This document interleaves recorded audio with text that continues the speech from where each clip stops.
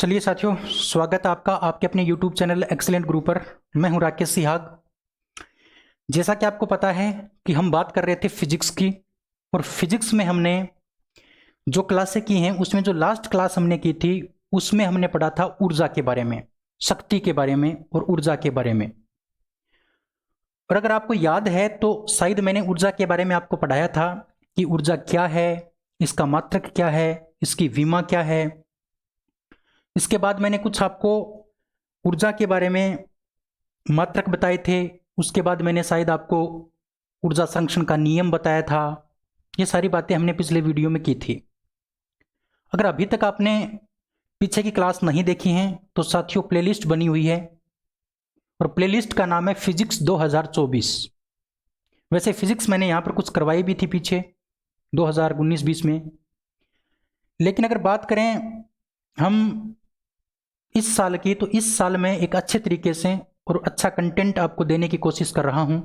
तो आप जो अभी हमारी जो नई प्लेलिस्ट बनी है उसमें से पीछे के वीडियोस देख लीजिए, जिससे कि आपको सारा कवर हो जाए। और अगर आप स्टार्टिंग से देखते हो तो आपको समझ में भी अच्छा आएगा और आपकी जो प्रिपरेशन है उसमें कुछ बूस्ट भी आपको मिलेगा। तो पहले आप प्लेलिस्ट से पीछे के वीडियो देख लीजिए। तो आज की जो क्लास है वो बेसिकली ऊर्जा के बारे में ही है, एनर्जी के बारे में ही होगी, क्योंकि ऊर्जा यानी एनर्जी को ही हम क्या करेंगे, आगे बढ़ाएंगे। चलिए साथियों बात करते हैं ऊर्जा के बारे में, एनर्जी के बारे में। पिछली जो मैंने आपको बात बताई थी वो कुछ बातें मैंने आपको ऊर्जा के बारे में बता दी थी, उसका मैंने मात्रक वगैरह सब कुछ बता दिए थे। आज हम जो बात करेंगे वो बात करेंगे यांत्रिक ऊर्जा के बारे में। किसकी बात करेंगे? यांत्रिक ऊर्जा के बारे में। यांत्रिक ऊर्जा, मैकेनिकल ऊर्जा, मैकेनिकल ऊर्जा, इसकी हम बात करते हैं।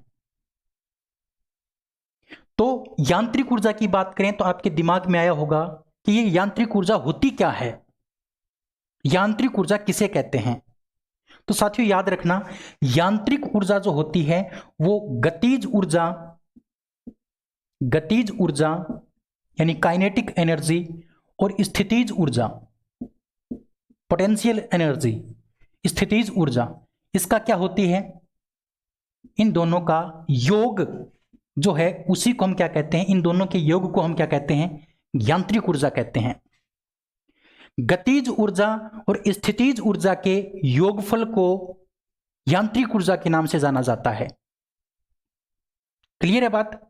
याद रखना ये बात। यानी कहने का मतलब गतिज ऊर्जा और स्थितिज ऊर्जा को अगर आप जोड़ देते हो तो किसका निर्माण हो जाता है, किसकी उत्पत्ति होती है? यांत्रिक ऊर्जा की उत्पत्ति होती है।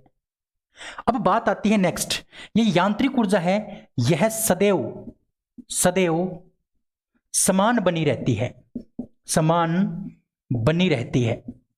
यह बड़ी इंपॉर्टेंट बात है, यानी इसके मान में कभी भी परिवर्तन नहीं होता, इसके मान में कभी भी परिवर्तन नहीं होता है।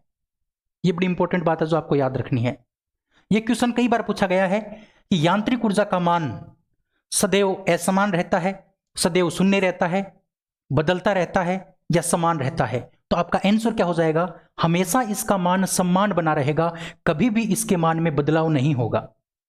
क्लियर है बात? तो इसका मतलब यह हुआ कि हमें पता है कि यांत्रिक ऊर्जा के बराबर क्या होता है? काइनेटिक एनर्जी और आपकी जो पोटेंशियल एनर्जी यानी स्थितिज गतिज ऊर्जा और जो आपकी स्थितिज ऊर्जा है, इसका योग ही आपकी क्या होती है? यांत्रिक ऊर्जा होती है।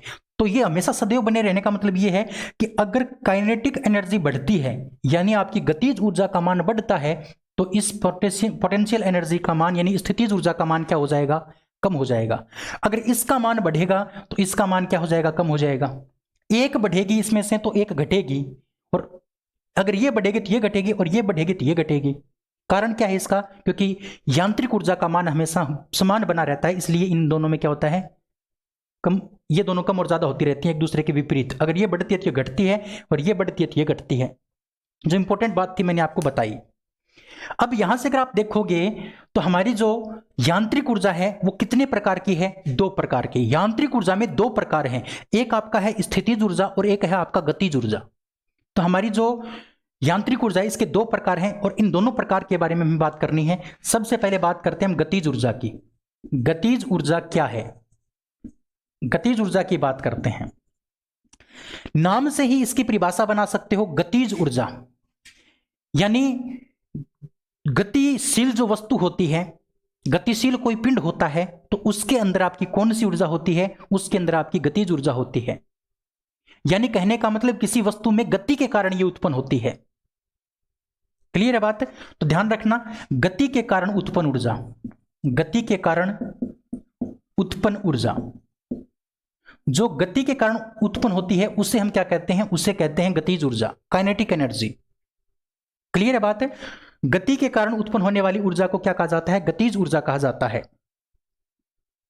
अब हम आगे बात करते हैं।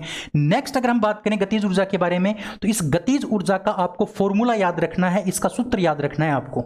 इसका जो सूत्र होता है वो होता है काइनेटिक एनर्जी, यानी गतिज ऊर्जा बराबर 1/2 mv², 1/2 mv²। ये इसका सूत्र होता है, इसका फॉर्मूला होता है जो आपको याद रखना है। समझ में आया कुछ? मैंने बताया कि गतिज ऊर्जा गति के कारण उत्पन्न होती है, और गतिज ऊर्जा का जो सूत्र होता है वो होता है काइनेटिक एनर्जी, यानी गतिज ऊर्जा बराबर 1/2 mv²। यहां पर जो m है, यहां पर m का मतलब है द्रव्यमान, किसी भी वस्तु का द्रव्यमान, और v का मतलब होता है वेलोसिटी यानी वेग, वेलोसिटी यानी वेग। ध्यान रखना। इंपॉर्टेंट बात एक और है इसके बारे में कि जो गतिज ऊर्जा होती है वो सदैव धनात्मक होती है, सदैव धनात्मक होती है। कभी भी इसका मान क्या नहीं होता? ऋणात्मक नहीं होता। अरे भाई, गतिज ऊर्जा का मान ऋणात्मक कभी भी नहीं होता। अब आप कहोगे क्यों नहीं होता? तो ध्यान रखना, इस गतिज ऊर्जा का मान कभी भी ऋणात्मक नहीं होता है। उसका कारण यह है कि देखो, m का मतलब होता है द्रव्यमान। तो कोई वस्तु है, उसका द्रव्यमान 0 हो सकता है, ये मान सकते हैं, लेकिन माइनस में द्रव्यमान कभी भी हो सकता है क्या? कोई वस्तु -2 kg की हो सकती है क्या? अरे भैया, -2 kg की कोई वस्तु हो सकती है क्या? अरे नहीं हो सकती। माइनस का मान द्रव्यमान का मान माइनस में नहीं हो सकता। यानी कहने का मतलब ये द्रव्यमान कभी भी माइनस नहीं होगा। अब आप कहोगे कि द्रव्यमान तो माइनस नहीं होता, लेकिन वेग तो माइनस हो सकता है। बिल्कुल, वेग माइनस हो सकता है, क्योंकि विस्थापन माइनस हो सकता है, तो वेग भी माइनस हो सकता है। क्योंकि वेग बराबर क्या होता है? वेग बराबर होता है विस्थापन बटे समय, विस्थापन बटे समय, विस्थापन बटे समय। तो ये जो विस्थापन है, ये मैंने आपको बताया था, ये प्लस भी हो सकता है, ये माइनस भी हो सकता है, और ये शून्य भी हो सकता है। ये प्लस, माइनस और शून्य तीनों प्रकार का हो सकता है आपका विस्थापन। तो अगर ये माइनस हो सकता है तो ये भी आपका माइनस हो सकता है। वेग माइनस v आपका माइनस हो सकता है, लेकिन ध्यान रखना आपको कि ये जो आपकी गतिज ऊर्जा है, इसमें आपको अकेला v नहीं दे रखा है, इसमें आपको v का स्क्वायर दे रखा है। और v का स्क्वायर करेंगे, -v को अगर -v से गुणा कर देते हैं फिर से प्लस बन जाता है। तो कहने का मतलब ना तो आपका m यानी मास, यानी कहने का मतलब द्रव्यमान माइनस का होता, और ना ही आपका v² माइनस का हो सकता। क्योंकि अगर v माइनस का होगा, लेकिन यहां पर तो v माइनस नहीं है, यहां पर तो क्या है? v² है। इसका मतलब वो वापस से प्लस का हो जाएगा। इसका मतलब ये हुआ कि हमारी जो गतिज ऊर्जा होती है, ये कभी भी क्या नहीं होती? ये कभी भी माइनस की नहीं हो सकती, ये कभी भी क्या नहीं हो सकती? आपकी ऋणात्मक नहीं हो सकती। क्लियर है बात? चलिए, इसके बाद इसके कुछ एग्जाम्पल की बात करते हैं कि गतिज ऊर्जा किसके अंदर पाई जाती है। तो ध्यान रखना, आपकी जो घर की जो टिन की जो छत होती है, टिन की जो छत है, तो आंधी के कारण टिन की छत का उड़ जाना, छत का उड़ जाना किसका कारण है? यह आपकी गतिज ऊर्जा का कारण है। क्योंकि गतिज ऊर्जा के कारण ही, क्योंकि उस हवा में गतिज ऊर्जा है, और उस गतिज ऊर्जा के कारण वो टिन की जो छत है ना, वो उड़ जाती है। ये इसका क्या हो गया? उदाहरण हो गया। कहने का मतलब मोटा मोटी बात यह है कि कोई भी गतिशील पिंड होता है, जो गतिशील पिंड में उपस्थित ऊर्जा, गतिशील पिंड में उपस्थित जो ऊर्जा होगी वो आपकी क्या हो जाएगी? गतिशील पिंड में जो उपस्थित ऊर्जा होगी वो आपकी गतिज ऊर्जा होगी। अब गति चाहे वाहन करे, कोई पक्षी करे, या कुछ भी करे, कुछ भी मतलब आपकी गतिशील वस्तु जो है ना, उसके अंदर कौन सी ऊर्जा होने वाली है? उसके अंदर आपकी गतिज ऊर्जा, काइनेटिक एनर्जी होगी।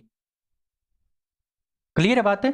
तो गतिज ऊर्जा का ये उदाहरण, बहुत सारे उदाहरण बन सकते हैं। कोई व्यक्ति की चाल है, कोई व्यक्ति चल रहा है उसमें गति है, कोई घोड़ा चल रहा है, कोई भैंस चल रही है, कोई ऊंट चल रहा है, कोई बकरी चल रही है, तो जिसके अंदर गति है उसमें गतिज ऊर्जा है। तो इसके बहुत सारे उदाहरण बनते हैं, तो आपको ध्यान रखना है ये। तो मैंने आपको गतिज ऊर्जा के बारे में बताया। अब हम बात करते हैं स्थितिज ऊर्जा के बारे में। पहले इसका आप स्क्रीनशॉट ले लीजिए, फिर हम आगे बात करते हैं, ठीक है। तो साथियों, इसमें कोई टेंशन, कोई फिक्र है तो बताओ। और इतना मैं आपको बोल सकता हूं कि आपका जो वक्त है वो अब बदलने वाला है। वक्त कैसे बदलने वाला है? क्योंकि 2024 में आपने भी प्रण किया होगा कि आपको जॉब लेनी है, और मैंने भी ये प्रण किया है कि मैं आपको इस पूरी साल में पूरी फिजिक्स, पूरी बायोलॉजी और पूरी केमिस्ट्री प्लस इसके कुछ क्वेश्चन जो इंपॉर्टेंट क्वेश्चन है पीछे के एग्जाम में आए हुए, वो क्वेश्चन आपको बिल्कुल फ्री करवाऊंगा इस चैनल के ऊपर। ये मैंने प्रण लिया है। तो इस प्रकार का आपने भी प्रण लिया होगा। तो अब से आपका वक्त बदलने वाला है।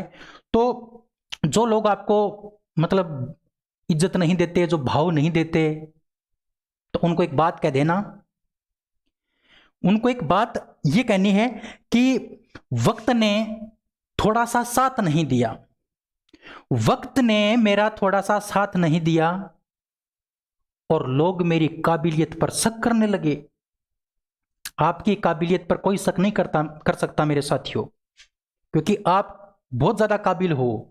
अगर आपको याद नहीं हो रहा है तो आप अगर बार बार प्रैक्टिस करोगे तो उसको याद कर पाओगे। बार बार रिवीजन करोगे तो आप अच्छे से उसको याद रख पाओगे। सबसे बड़ा गुरु मंत्र आपका रिवीजन है। आपको रिवीजन करना ही करना पड़ेगा। और जो आप 2023 में जो गलती किए थे, वो गलती आपको कब नहीं करनी है? इस साल नहीं करनी है। अगर आप इस साल ये गलती नहीं करोगे जो आपने पीछे गलती की थी, तो आपको सफलता सुनिश्चित मिलेगी,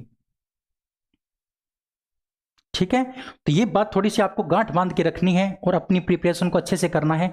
मेरे से संबंधित कोई क्वेश्चन है, या मेरे से संबंधित कोई डाउट है, या मेरे से कोई कुछ क्वेश्चन आपको पूछना है, या कोई दिक्कत आपको लग रही है, समझ में आने में दिक्कत है, या पढ़ाने के लहजे में कुछ दिक्कत आपको लग रही है, तो आप कमेंट कर सकते हैं। उसका मैं कोशिश करूंगा कि मैं उसमें सुधार करूं और आपको भरपूर और अच्छा कंटेंट आपको दे पाऊं। बस ये मेरी कोशिश रहेगी, ठीक है। चलिए स्क्रीनशॉट इसका ले लीजिए, फिर हम आगे बात करते हैं। फिर हम आगे बात करते हैं किसकी? स्थितिज ऊर्जा की। स्थितिज ऊर्जा क्या है इसके बारे में बात करते हैं। आपको हेडिंग लगानी है स्थितिज ऊर्जा। चलिए, स्थितिज ऊर्जा क्या है? स्थितिज ऊर्जा, सबसे पहली बात तो इसको पोटेंशियल एनर्जी कहा जाता है इंग्लिश के अंदर। अगर आपको अंग्रेज बनना है तो मैं आपको बता दूं इसको पोटेंशियल एनर्जी कहते हैं, लेकिन याद रखना इसको स्थितिज ऊर्जा के नाम से जाना जाता है। अब ये स्थितिज ऊर्जा होती क्या है? स्थिति यानी किसी वस्तु की स्थिति में परिवर्तन हो जाए और उस परिवर्तन के कारण क्या आ जाए? ऊर्जा आ जाए। उस ऊर्जा को हम क्या कहते हैं? स्थितिज ऊर्जा कहते हैं, पोटेंशियल एनर्जी कहते हैं। वस्तु की स्थिति में परिवर्तन के कारण उत्पन्न ऊर्जा। किसी वस्तु की स्थिति में परिवर्तन हो जाए, कोई वस्तु नीचे से ऊपर चली जाए, ऊपर से नीचे आ जाए, ऊपर से बीच रास्ते में आ जाए, तो इस प्रकार की जो ऊर्जा होती है वो किस प्रकार की ऊर्जा है? आपकी स्थितिज ऊर्जा है। क्योंकि स्थिति में परिवर्तन हो गया, और जब स्थिति में परिवर्तन हो जाता है तो उस ऊर्जा का नाम क्या हो जाता है? उस ऊर्जा का नाम हो जाता है आपका स्थितिज ऊर्जा। क्लियर है बात? अब बात आती है कि इसका सूत्र क्या है। इसका सूत्र भी बड़ा इंपॉर्टेंट है जो आपको याद रखना है। इसका सूत्र होता है पोटेंशियल एनर्जी यानी स्थितिज ऊर्जा बराबर होता है आपका mgh। यानी कहने का मतलब यहां पर m का मतलब तो है द्रव्यमान, m का मतलब द्रव्यमान, g का मतलब है गुरुत्वीय बल, और गुरुत्वीय बल का जो मान होता है वो कितना होता है? 9.8। लेकिन आप कितना काम में लेते हो? 10 काम में लेते हो। होता है इसका मान 9.8 है, लेकिन क्या काम में लेते हो आप? 10 काम में लेते हो। क्लियर है बात है? तो मैंने आपको बताया कि जो स्थितिज ऊर्जा है उसको कहा जाता है स्थिति में परिवर्तन के कारण ये उत्पन्न होती है और इसका जो सूत्र होता है वो होता है mgh। क्या होता है इसका सूत्र? mgh। यहां तक कोई प्रॉब्लम? अब हम बात करते हैं इस h की। h का मतलब होता है हाइट, यानी ऊंचाई, ऊंचाई, ऊंचाई या फिर गहराई। ऊंचाई के लिए भी h का उपयोग करते हैं और गहराई के लिए भी किसका उपयोग करते हैं? हम h का प्रयोग करते हैं। अब इंपॉर्टेंट बात, अगर कोई वस्तु नीचे से ऊपर गई है, अगर कोई वस्तु ऊंचाई पर गई है, नीचे से ऊपर गई है तो उसको कह देंगे ऊंचाई, और कोई नीचे से धरती के सतह से नीचे गई है उसको कह देंगे गहराई। तो जब ऊंचाई काम में ली जाती है तो h का मान किस में काम में लेते हैं? प्लस में। और जब हम गहराई शब्द काम में लेते हैं तो गहराई के लिए h का मान किसके अंदर लेते हैं? माइनस के अंदर। ये बड़ी इंपॉर्टेंट बात है। तो h का मान प्लस का भी हो सकता है और h का मान माइनस का भी हो सकता है। h का मान प्लस कब होगा? जब ऊंचाई दे रखी होगी, और h का मान माइनस कब होगा? जब क्या दे रखी होगी? गहराई दे रखी होगी। अब मेरे लाला इसमें बात यह आ गई कि यहां पर h का मान माइनस हो सकता है, इसलिए हमारी स्थितिज ऊर्जा भी माइनस की हो सकती है। तो ध्यान रखना, यह धनात्मक, धनात्मक व ऋणात्मक, धनात्मक व ऋणात्मक दोनों हो सकती है, दोनों हो सकती है। यानी आपकी जो पोटेंशियल एनर्जी है, आपकी जो स्थितिज ऊर्जा है, वो धनात्मक भी हो सकती है, वो ऋणात्मक भी हो सकती है। धनात्मक भी हो सकती है, ऋणात्मक भी हो सकती है। क्यों? क्योंकि ऋणात्मक कब होगी? जब गहराई दे रखी होगी। धनात्मक कब होगी? जब ऊंचाई दे रखी होगी। लेकिन आपकी जो गतिज ऊर्जा है वो केवल और केवल किस प्रकार की ऊर्जा होती है? वो केवल और केवल धनात्मक ऊर्जा होती है, वो धनात्मक होती है हमेशा। क्लियर है बात? चलिए, यहां तक आपको बात समझ में आई होगी। अगर आप इसका स्क्रीनशॉट लेना चाहो साथियों, स्क्रीनशॉट ले सकते हो। फिर हम स्थितिज ऊर्जा के बारे में कुछ एग्जाम्पल की बात करते हैं, और स्थितिज ऊर्जा के जो एग्जाम्पल है वो एग्जाम के अंदर बहुत ज्यादा पूछे जाते हैं। इसका स्क्रीनशॉट आपने ले लिया होगा। अब इसके कुछ एग्जाम्पल की बात करते हैं जहां से क्वेश्चन आपके एग्जाम में सीधा सीधा पूछ लिया जाता है और आप उसमें क्या कर देते हो? कुछ गलती कर देते हो। लेकिन अब जो मैं आपको बताऊंगा एग्जाम्पल, वो एग्जाम्पल आप याद कर लेना। आपकी मैं ये मान लो आपके ऊपर मैं तंत्र विद्या कर रहा हूं, तंत्र विद्या है ये मेरी, ये मान सकते हो मैं तांत्रिक हूं आपका। बाबा जी जप नाम, वो जप नाम वाला नहीं, जप नाम आपने देखी होगी आश्रम, वो बाबा जी नहीं हूं मैं, मतलब तांत्रिक विद्या वाला। और तांत्रिक विद्या भी कैसी? जिससे कि आपका भला हो जाए, जिससे आपको जॉब मिल जाए, जिससे आपको फिजिक्स याद हो जाए, ऐसा तांत्रिक बाबा। चलिए, तो बात करते हैं स्थितिज ऊर्जा की। तो जो स्थितिज ऊर्जा है उसमें सबसे पहला आपका जो उदाहरण है वो है ऊंचाई पर स्थित कोई वस्तु। ऊंचाई पर स्थित वस्तु में मान लो आपने क्या किया, ये मोबाइल है, इस मोबाइल को आपने छत के ऊपर छोड़ दिया, किसी दीवार के ऊपर छोड़ दिया, तो इस मोबाइल में कौन सी ऊर्जा आ गई? इस मोबाइल के अंदर आ गई साथियों आपकी स्थितिज ऊर्जा। क्यों? क्योंकि ये ऊंचाई के ऊपर चला गया, इसकी स्थिति चेंज हो गई। और जिसके अंदर हाइट होती है वो किसके अंदर काम आता है? एच काम आता है आपका स्थितिज ऊर्जा में, क्योंकि mgh। तो ऊंचाई पर स्थित जो वस्तु होती है उसमें कौन सी ऊर्जा होती है? आपकी स्थितिज ऊर्जा होती है। इसी प्रकार से आपको ध्यान रखना है कि गहराई में कोई स्थित वस्तु है, गहराई में स्थित वस्तु, गहराई में स्थित वस्तु। नेक्स्ट बात करते हैं चाप खींचा हुआ, चाप खींचा हुआ धनुष, चाप खींचा हुआ धनुष। इस प्रकार से वो चाप खींचा हुआ जो धनुष होता है उसमें भी किस प्रकार की ऊर्जा है? उसमें भी स्थितिज ऊर्जा है, क्योंकि उसने स्थिति चेंज कर ली अपनी। इसी प्रकार से चाबी भरी हुई, चाबी भरा हुआ खिलौना, भरा हुआ खिलौना, या फिर अलार्म घड़ी, अलार्म घड़ी। तो चाबी भरा हुआ आपका जो खिलौना होता है या फिर अलार्म घड़ी होती है, अलार्म घड़ी उसमें चाबी भर के छोड़ते हो आप रात को सुबह उठने के लिए, तो वो भी एक प्रकार की, उसमें कौन सी ऊर्जा स्टोर हो जाती है? उसमें स्थितिज ऊर्जा स्टोर हो जाती है। ये बात आपको याद रखनी है, ठीक है? तो ये आपके हो गए स्थितिज ऊर्जा के कुछ महत्वपूर्ण। या फिर एक और याद रख सकते हो, बांध में उपस्थित पानी, बांध में उपस्थित पानी, बांध में उपस्थित पानी। क्योंकि जो बांध में उपस्थित पानी होता है, जो बांध होता है, बांध ऊंचाई पर होता है और उस ऊंचाई के ऊपर क्या होता है? पानी होता है। इसका मतलब बांध में उपस्थित जो पानी है उसमें किस प्रकार की ऊर्जा है? उसमें आपकी स्थितिज ऊर्जा है जो आपको याद रखनी है। क्लियर है बात? चलिए, ये आपके कुछ इंपॉर्टेंट मैंने आपको बताए स्थितिज ऊर्जा और गतिज ऊर्जा के कुछ उदाहरण, उम्मीद करता हूं आपको ये समझ में आए होंगे। चलिए स्क्रीनशॉट आपने इसका ले लिया होगा। अब हम एक इंपॉर्टेंट बात पढ़ते हैं जहां से क्वेश्चन आपका पूछा जा सकता है कि कोई आकाश में गतिशील कोई वस्तु है, आकाश में गतिशील वस्तु में, आकाश में गतिशील वस्तु में अथवा या उड़ते हुए पक्षी में,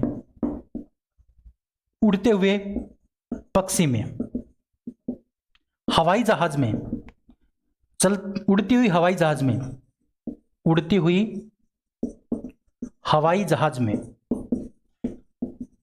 उड़ती हुई हवाई जहाज में, इन सभी के अंदर कौन सी ऊर्जा होती है आपकी?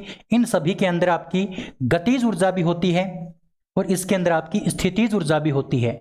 गतिज ऊर्जा क्यों है? क्योंकि ये गति कर रहे हैं इसलिए गतिज ऊर्जा है। और इसके अंदर स्थितिज ऊर्जा क्यों है? क्योंकि ये पृथ्वी से ऊपर हैं और जब पृथ्वी से ऊंचाई पर होते हैं, तो जब कोई वस्तु ऊंचाई पर होती है तो उसमें कौन सी ऊर्जा होती है? उसमें होती है आपकी स्थितिज ऊर्जा। तो इसमें गतिज और स्थितिज दोनों हैं। तो इस प्रकार से क्वेश्चन आपसे पूछ लिए जाते हैं। क्वेश्चन आ जाता है कि उड़ते हुए पक्षी में किस प्रकार की ऊर्जा स्थित है? तो ऑप्शन में आ जाएगा गतिज, ऑप्शन नंबर बी स्थितिज, ऑप्शन नंबर सी गतिज और स्थितिज दोनों, या इनमें से कोई नहीं। तो ध्यान रखना है आपको, दोनों ऊर्जाएं इसके अंदर स्टोर होती हैं। क्लियर है बात? अच्छा, एक बहता हुआ पानी आ जाए आपके सामने, बहता हुआ पानी, बहता हुआ पानी, और एक आ गया आपका बांध में पानी, बांध में पानी। दोनों के अंदर अंतर क्या है? बहता हुआ पानी, बहता हुआ जो पानी है इसके अंदर कौन सी ऊर्जा हो जाएगी? आपकी गतिज। और बांध के अंदर जो पानी है इसके अंदर कौन सी ऊर्जा हो जाएगी? आपकी स्थितिज। ध्यान रखना साथियों, क्लियर है बात है? क्योंकि बांध के अंदर जो पानी है वो ऊंचाई पर होता है इसलिए स्थितिज ऊर्जा, और बहता हुआ पानी बह रहा है उसमें गति है इसलिए गतिज ऊर्जा। चलिए स्क्रीनशॉट आप जल्दी से इसका ले लीजिए, फिर हम आगे बात करते हैं। नेक्स्ट कुछ इंपॉर्टेंट फैक्ट की बात करते हैं जहां से आपके एग्जाम में डायरेक्ट क्वेश्चन पूछ लिया जाता है और आप गलत करके आते हो। ठीक है, चलिए ये मैंने आपको यांत्रिक ऊर्जा के बारे में बता दिया, गतिज और स्थितिज दोनों के बारे में मैंने बता दिया। अब हम बात करते हैं स्प्रिंग की। एक स्प्रिंग जो होता है, स्प्रिंग, वही स्प्रिंग दबाने वाला या खींचे जाने वाला जो स्प्रिंग होता है, अगर स्प्रिंग की अगर हम बात करें तो स्प्रिंग के अंदर जो ऊर्जा होती है वो होती है स्थितिज ऊर्जा। स्प्रिंग के अंदर कौन सी ऊर्जा होती है? स्थितिज ऊर्जा। स्प्रिंग को हम इस प्रकार से खींचते हैं तो उसकी स्थिति बदल जाती है, उसको दबाते हैं तो उसकी स्थिति बदल जाती है। तो ध्यान रखना, स्प्रिंग में ऊर्जा कौन सी होती है? आपकी स्थितिज ऊर्जा। ध्यान रखना, स्थितिज ऊर्जा। लेकिन मैंने अभी अभी आपको बताया था कि स्थितिज ऊर्जा का सूत्र होता है mgh, ये बताया था मैंने आपको। लेकिन साथियों जो आपका जो स्प्रिंग होता है उसकी स्थितिज ऊर्जा का सूत्र अलग होता है, उसका फॉर्मूला अलग होता है। उसका फॉर्मूला क्या होता है? अलग होता है। यह बात आपको इंपॉर्टेंट रूप से याद रखनी है। तो ध्यान क्या रखोगे आप? याद रखोगे स्प्रिंग की स्थितिज ऊर्जा, स्प्रिंग की जो स्थितिज ऊर्जा है उसका सूत्र क्या है? उसका सूत्र है 1/2 kx²। ये आपका सूत्र है स्थितिज ऊर्जा का। किसकी स्थितिज ऊर्जा का? स्प्रिंग की स्थितिज ऊर्जा का। कोई भी वस्तु हो इस दुनिया के अंदर स्प्रिंग को छोड़कर, उसके अंदर कौन सा सूत्र लगेगा? आपका mgh। लेकिन स्प्रिंग के अंदर कौन सा सूत्र लगेगा? ये 1/2 kx² लगेगा। ये बड़ा इंपॉर्टेंट क्वेश्चन है जो मैंने आपको बताया है। यहां पर अगर हम बात करते हैं k की, अगर k की बात करते हैं और x की बात करते हैं, सबसे पहले मैं आपको x के बारे में बताता हूं। x क्या है? x का यहां पर मतलब है साथियों, x का मतलब है जो आपका विरलन है। स्प्रिंग का जो विरलन होता है, विरलन का मतलब क्या होता है? खींचना। आपने कितना खींच लिया, जितना खींचा उसमें कितना फैलाव आया, उस फैलाव को कहते हैं विरलन। या फिर इसको कहा जाता है संपीडन। संपीडन, संपीडन का मतलब आपने इस प्रकार से दबा दिया तो कितना दबाया उसको कह देंगे संपीडन। तो x का मतलब होता है विरलन या फिर संपीडन। x का मतलब क्या होता है? विरलन या फिर संपीडन। याद रखोगे आप अच्छे से, x का मतलब विरलन या फिर क्या है? संपीडन है। ठीक है, अगर हम बात करते हैं किसकी, इस k की बात करें, k की बात करें तो k का मतलब होता है नियतांक। ये नियतांक होता है, ये हमेशा एक नियत अंक है और ये बल का नियतांक होता है, बल का नियतांक। ये एक प्रकार का बल नियतांक है, आपने कितना उसको दबाया या कितना उसको खींचा, वो एक नियतांक है, नियत अंक है, कभी भी ये बदलता नहीं है। क्लियर है बात? चलिए, तो ये बात आपको याद रखनी थी, इसका भी आप स्क्रीनशॉट ले लीजिए, लिख लीजिए अच्छे से। अब हम बात करते हैं नेक्स्ट कुछ इंपॉर्टेंट फैक्ट की, जहां से क्वेश्चन बड़े शानदार शानदार क्वेश्चन पूछे जाते हैं। तो आज मैं आपको कुछ क्वेश्चन भी सोल्व करवाऊंगा, तो उन क्वेश्चन के बारे में भी आपको याद रखना है कुछ। देखिए, अब हम बात करते हैं इंपॉर्टेंट फैक्ट, इंपॉर्टेंट फैक्ट, और उसमें fact number 1, fact number 1। Fact number 1 देखो क्या है।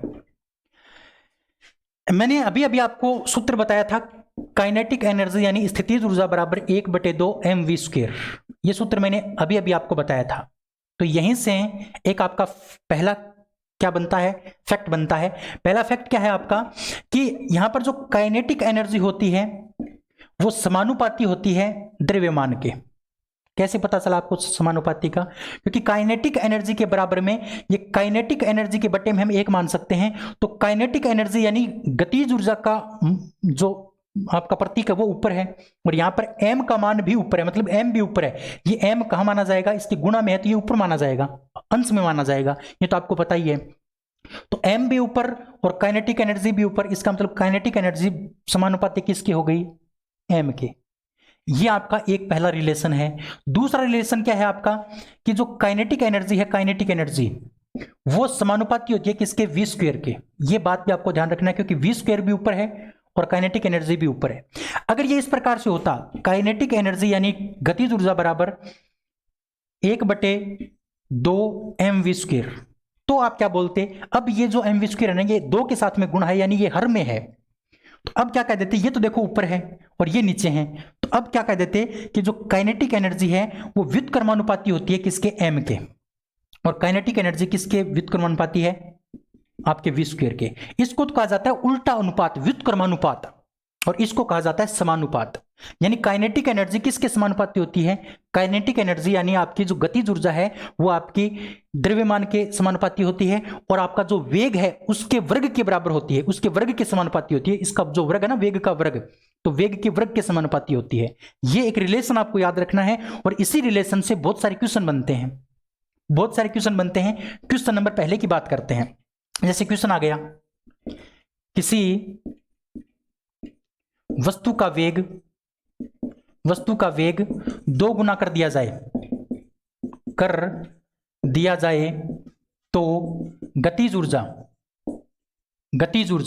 ऑप्शन नंबर ए 2 गुनी, ऑप्शन नंबर बी 3 गुनी, ऑप्शन नंबर सी 4 गुनी, ऑप्शन नंबर डी 5 गुनी। तो बताओ इसका आंसर क्या होगा? अभी भी मैंने बताया कि यहां पर आपको एक वेग दे रखा है और एक आपको यहां पर गतिज ऊर्जा दे रखी है। तो वेग और गतिज ऊर्जा में क्या संबंध है? तो काइनेटिक एनर्जी समानुपाती क्या होता है? v²। इस समानुपाती को हटा के आप बराबर भी लगा सकते हो। तो काइनेटिक एनर्जी बराबर v² का जो मान है, v का जो मान है यानी वेग का जो मान है वो हमें दे रखा है 2। क्या दे रखा है? 2 दे रखा है, मतलब 2 गुना किया है हमने। पहले 1 था तो अब 2 गुना कर दिया। कहने का मतलब अब ये कितने गुना हो जाएगा? तो इसके ऊपर, इस 2 के ऊपर हम स्क्वायर लगाएंगे तो कितना हो जाएगा? ये आपका 4 गुना। अगर आपने वेग को 2 गुना किया तो काइनेटिक एनर्जी कितनी हो जाएगी? 4 गुना, क्योंकि v का स्क्वायर करना है आपको। अगर आपने 3 गुना किया तो ये 9 गुनी हो जाएगी, अगर आपने 4 गुना किया तो ये 16 गुनी हो जाएगी। याद रखना, इस प्रकार से क्वेश्चन आपसे पूछ सकता है। ठीक है, एक तो ये क्वेश्चन हो गया, स्क्रीनशॉट इसका ले लीजिए। फिर हम बात करते हैं नेक्स्ट क्वेश्चन की, दूसरे क्वेश्चन की बात करते हैं। चलिए दूसरा क्वेश्चन, नेक्स्ट क्वेश्चन है आपका कि क्वेश्चन है कि किसी वस्तु के द्रव्यमान को समान रखते हुए वेग को कितने गुना करें कि गतिज ऊर्जा 1/9 गुनी हो जाए। 1/9 गुनी हो जाए। ये क्वेश्चन आपके सामने आ गया। अब ऑप्शन आपको दे दिया, ऑप्शन नंबर ए 3 गुनी, ऑप्शन नंबर बी 9 गुनी, ऑप्शन नंबर सी 1/3 गुने, ऑप्शन नंबर डी 1/9 गुने, 1/9 गुना, गुने नहीं गुना, क्योंकि वेग हमें वेग की बात करनी है। 1/3 गुना, 9 गुना, 1/3 गुना या फिर 1/9 गुना। ये क्वेश्चन आपको करना है, समझना है पहले इस क्वेश्चन को कि भी ये क्वेश्चन कैसे होगा।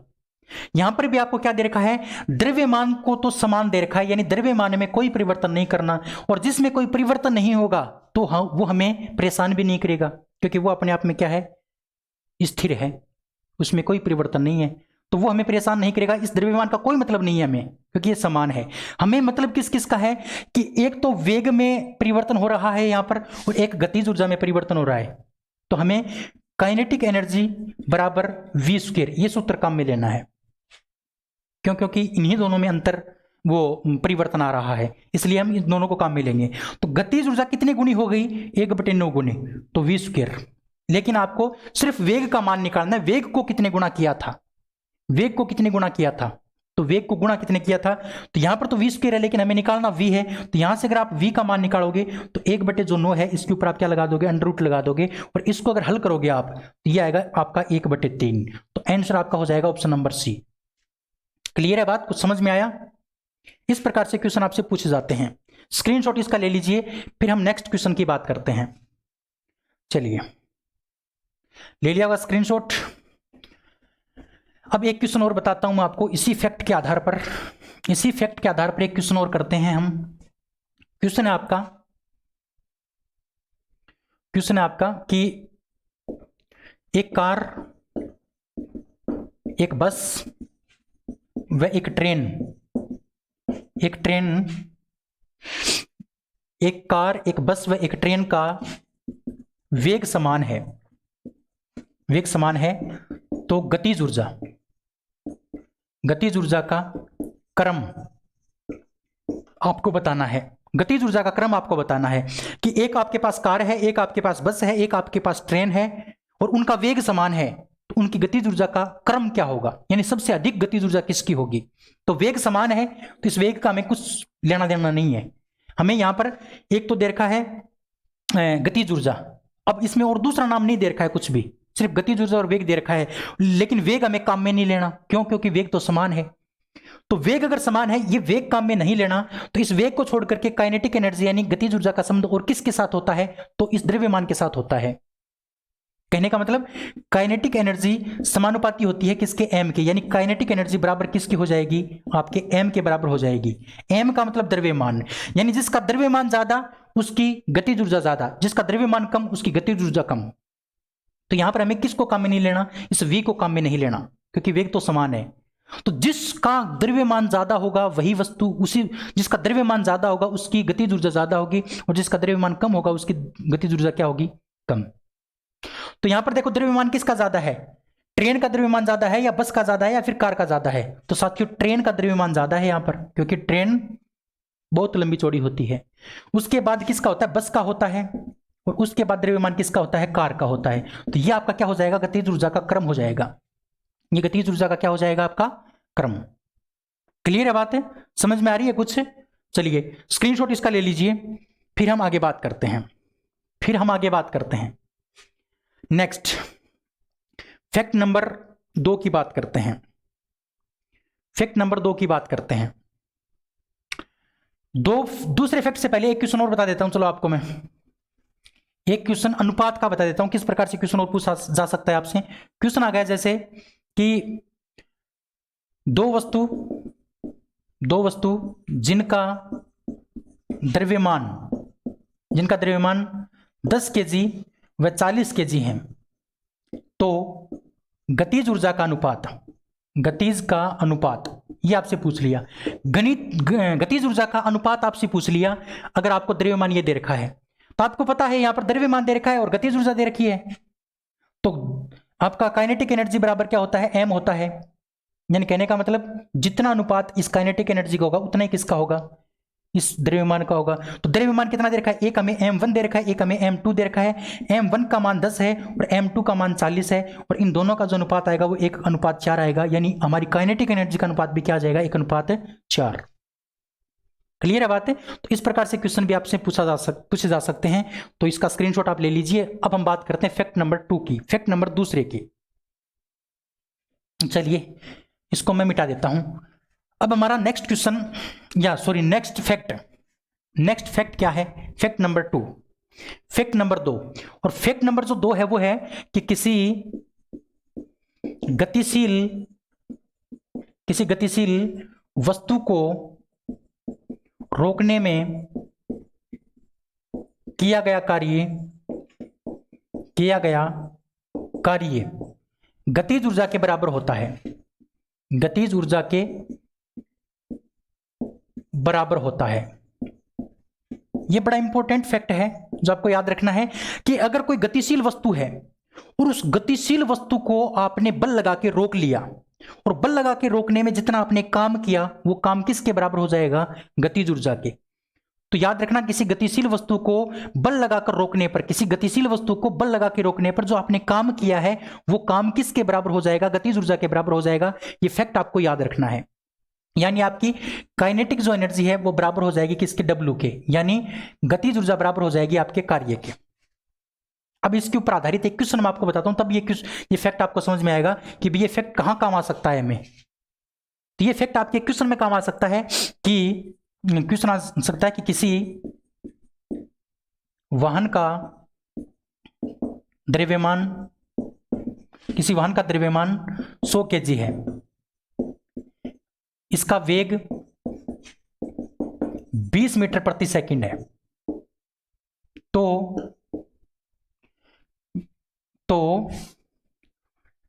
20 न्यूटन बल लगाकर रोकने में किया गया कार्य कितना होगा? ये क्वेश्चन आपसे पूछ लिया, ये क्वेश्चन आपसे पूछा है। तो ध्यान दो इस बात के ऊपर कि एक वाहन है, उसका द्रव्यमान 100 kg दे दिया, उसका वेग हमें दे दिया 20 मीटर प्रति सेकंड, और बल का मान हमें दे दिया कितना? किया गया बल लगाकर रोकने में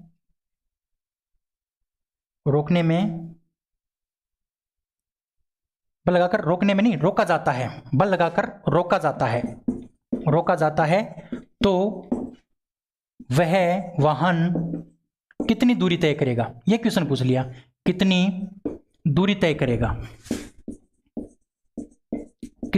करेगा? यह क्वेश्चन आपसे पूछ लिया कि आपको एक वाहन दे रखा है, उस वाहन का द्रव्यमान दे दिया, उसका वेग दे दिया, और उसका हमें क्या दे दिया? बल दे दिया। बल लगा के रोका जाता है उसको, और रोकने के बाद कितनी दूरी पर जाके वो रुक जाएगा, वो दूरी आपसे पूछी है। तो मैंने आपको बताया था कि जब भी किसी गतिशील वस्तु को रोका जाता है बल लगा के, तो उसकी जो गतिज ऊर्जा है वो किसके बराबर हो जाती है? वो कार्य के बराबर हो जाती है। तो इसमें भी देखो, एक वाहन को रोका जा रहा है बल लगा के, तो इसकी जो गतिज ऊर्जा होगी वो किसके बराबर हो जाएगी? कार्य के। यानी कहने का मतलब इसमें हम किसको काम में लेंगे? काइनेटिक एनर्जी बराबर हम काम में ले लेंगे W। ये सूत्र हम काम में लेंगे।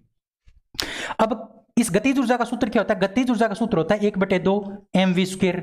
और कार्य का सूत्र क्या होता है? कार्य का सूत्र होता है बल गुणा विस्थापन। बल गुणा विस्थापन। अब देखो 1/2 का 1/2 गुणा m का मान हमें कितना दे रखा है? 100, गुणा v का मान दे रखा है 20, और 20 का स्क्वायर कितना हो जाएगा? 400, बराबर बल का मान हमें कितना दे दिया? बल का मान दे दिया 20 न्यूटन, गुणा विस्थापन का मान आपको निकालना पड़ेगा, क्योंकि विस्थापन यानी तय की गई दूरी, कितना उसने पथ रास्ता तय किया ब्रेक लगाने के बाद, उसको बल लगाने के बाद कितना रास्ता तय किया, और यही आपको पूछा है कितनी दूरी तय करेगा। दूरी या विस्थापन एक सी बात होती है जब सीधी रेखा में चलता है कोई वस्तु। ठीक है, अब इसको हल करोगे इसको, तो ये 50 और ये 20 से इसको काटोगे कितनी बार? 20 बार, और 50 को 20 से गुणा करोगे तो ये कितना आ जाएगा? 1000 मीटर। तो इसको आप सोल्व करोगे तो इसका आंसर आपका आ जाएगा 1000 मीटर। इस प्रकार से क्वेश्चन आपसे पूछे जा सकते हैं। समझ में आया कुछ? चलिए स्क्रीनशॉट इसका ले लीजिए, ये फैक्ट बड़ा इंपॉर्टेंट था जो मैंने आपको बता दिया। अब फैक्ट नंबर 3 की बात करते हैं, तीसरे फैक्ट की बात करते हैं। फैक्ट नंबर 3 क्या है वो देखो।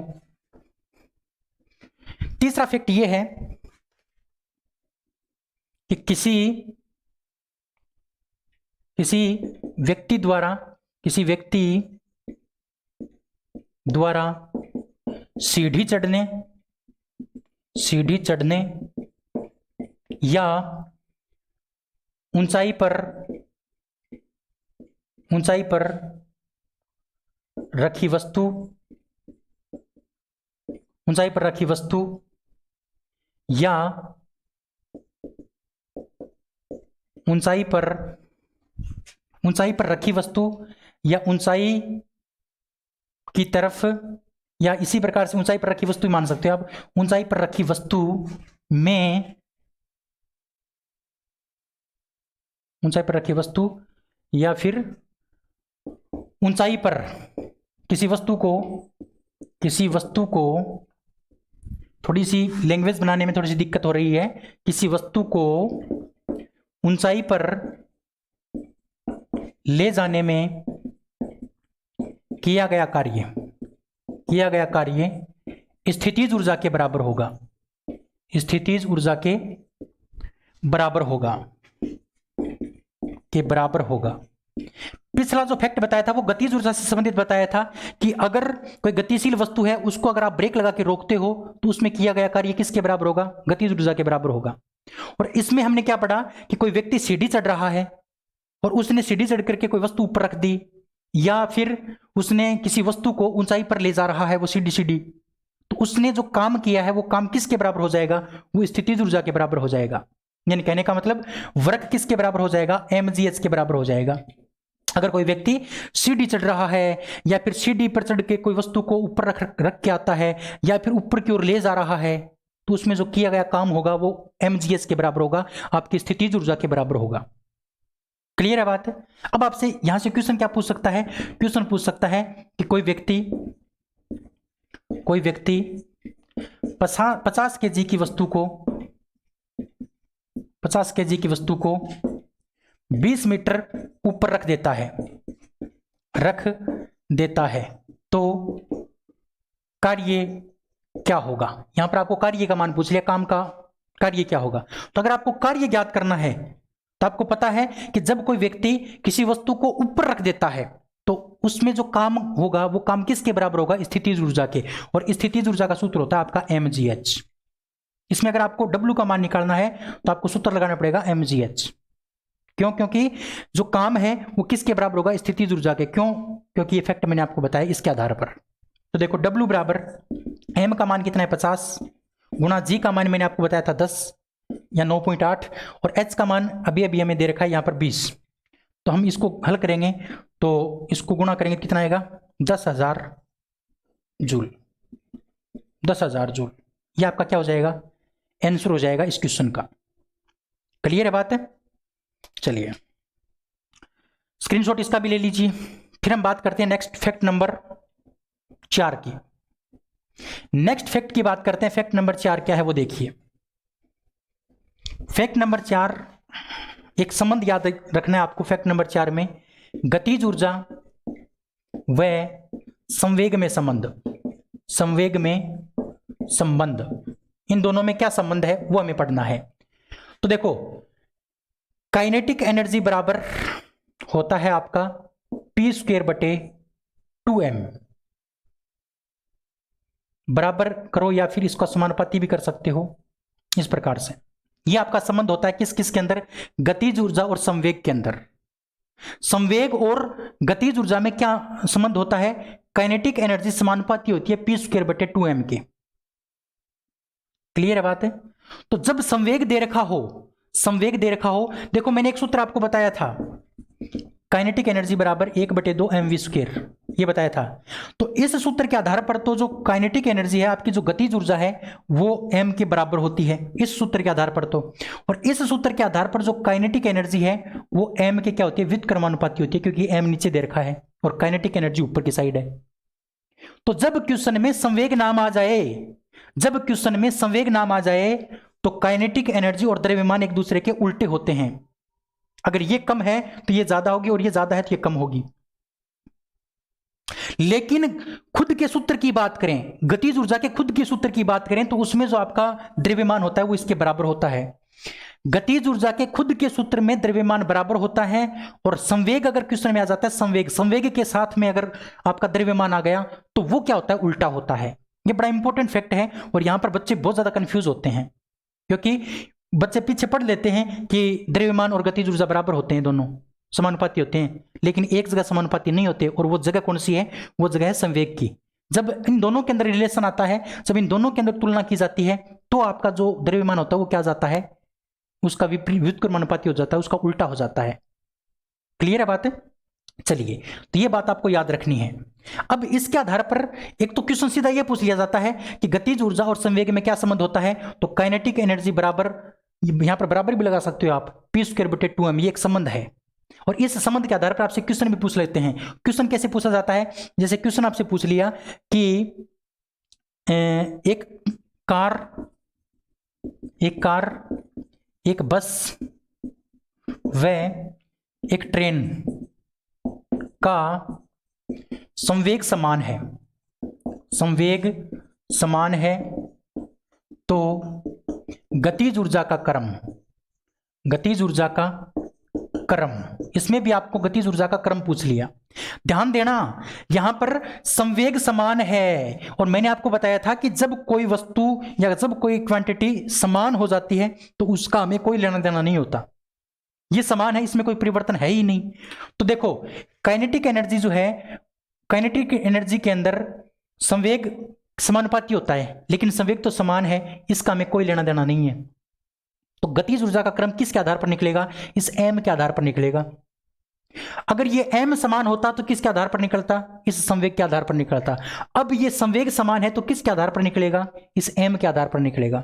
और आपको पता है काइनेटिक एनर्जी व्युत्क्रमानुपाती है किसके? m के।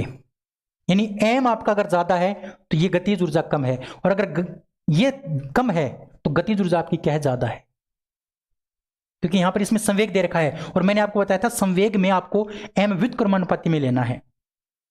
तो अब आपको इसका क्रम बताना है, किसका? गतिज ऊर्जा का। तो गतिज ऊर्जा का क्रम किसके आधार पर निकालेंगे?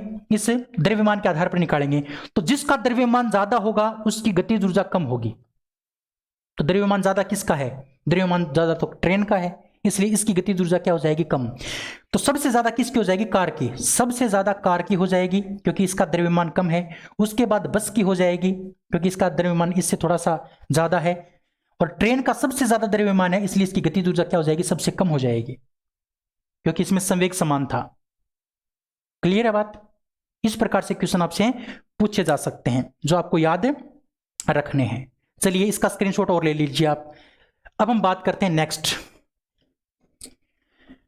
अब हम जो क्वेश्चन किए हैं, ये क्वेश्चन आपकी जो एग्जाम है उसमें बहुत ज्यादा बार पूछे जाते हैं, तो आपको बार बार इनकी प्रैक्टिस करनी है। अगर इसमें कोई डाउट आपको लगता है तो आप मेरे से कमेंट में कांटेक्ट कर सकते हैं। आपका जो डाउट होगा वो अगली क्लास में कवर कर दिया जाएगा, ठीक है।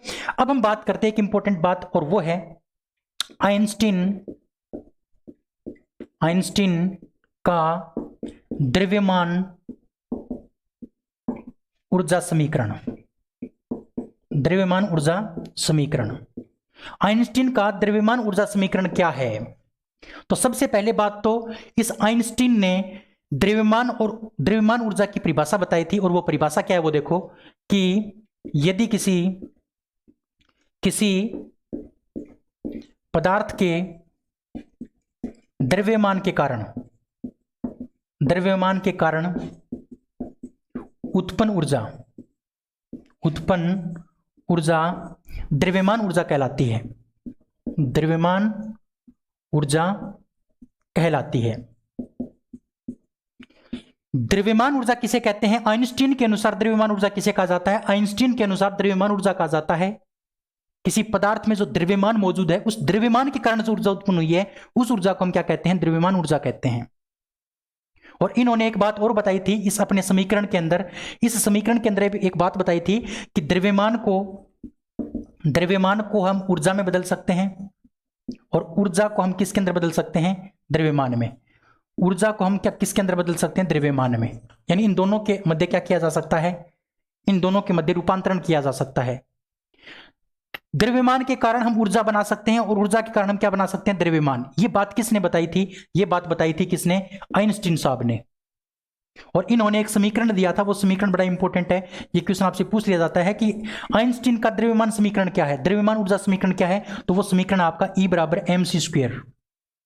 E बराबर mc स्क्वायर। E का मतलब क्या है आपका एनर्जी, ऊर्जा, m का मतलब द्रव्यमान और c का मतलब ये आपका निर्वात में प्रकाश का वेग होता है। यहां पर E का मतलब क्या है, देखो यहां पर बता देता हूं। E का मतलब है आपका एनर्जी यानी ऊर्जा, m का मतलब है द्रव्यमान, द्रव्यमान और c का मतलब क्या है, c का मतलब है निर्वात में प्रकाश का वेग, निर्वात में प्रकाश का वेग। और निर्वात के अंदर प्रकाश का वेग कितना होता है, 3.8 गुणा 10 की घात 8 मीटर प्रति सेकंड।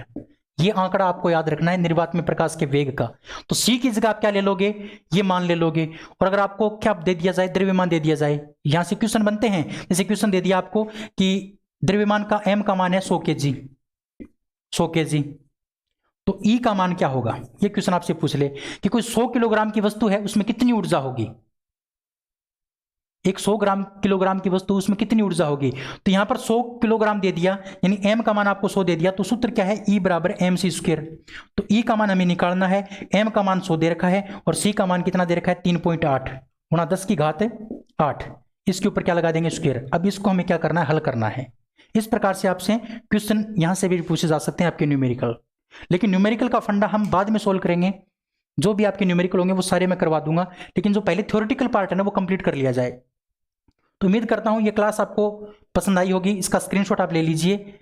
और अगर आपको ये क्लास पसंद आई है तो आप वीडियो को लाइक कर दीजिए। मैं लास्ट में आपको वीडियो को लाइक करने के बोला है आपको, और चैनल को भी सब्सक्राइब कर लीजिए अगर आपको पसंद आ रहा है मेरा कंटेंट। तो आज की इस क्लास में इतना ही, कल फिर मिलते हैं। तब तक के लिए जय हिंद, जय भारत। अच्छे से पढ़ते रहिए, मस्त तरीके से आपकी जो तैयारी है वो करते रहिए, और अपना और अपनों का ख्याल रखिए। और कल फिर मिलते हैं, तब तक के लिए जय हिंद, जय भारत। Thank you.